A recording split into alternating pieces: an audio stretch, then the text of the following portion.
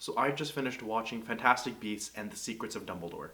My name is Blue Turban Films. I make film content and I also make some film reviews. If you want to stick around to watch any more, then feel free.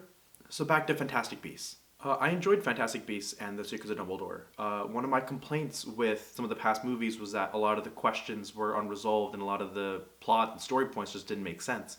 But thankfully, this movie, it did have some of those issues, but for the most part, it handled it pretty well. Let's talk about some of the characters.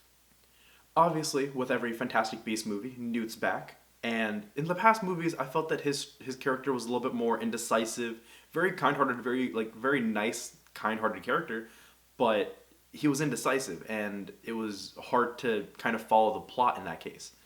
One of the parts I liked about this movie, with Newt being in it, was that his plot made sense. His character and his the things that he set out to do, his objectives were clear, concise for the most part, and he had some very strong emotional moments that I actually could agree with and understand, just because of how well Eddie Redmayne is as an actor, and how well they portrayed Newt as a character in this one. Dumbledore is obviously a key factor in this movie, suggested from the title, but his character gets a lot more backstory, a lot more about Dumbledore, and if you've seen the trailers, about Aberforth, his older brother. And the cool part about it is that his character is one that we've known since the Harry Potter movies, and we've always wanted to know more about him, and this movie really does explore that history, and obviously the secrets of Dumbledore. And it's enjoyable to watch, because we've always wanted to know this information, and it's something that die-hard Harry Potter fans know, but for people who only really watch the movies, this is the first time for us getting to hear that information, and it's a great and fun time. Jacob Kowalski, our favorite Muggle, is back in this movie, and he has a wand. It's great, and his character is super fun, lighthearted, and honestly probably my favorite character in the entire series.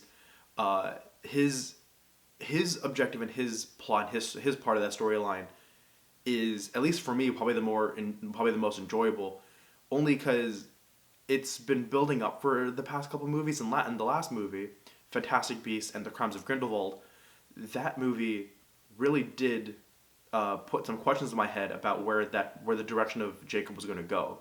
And this movie does answer a lot of his questions, and he has a very satisfying ending, or resolution to his character at least. And not to spoil anything, so go give the movie a watch when you can. But very satisfying for me to watch. The movie overall did have some issues. A lot, like I said before, some of the questions are left rather either unanswered or have vague answers to them. Some of the plot seems a little bit inconsistent.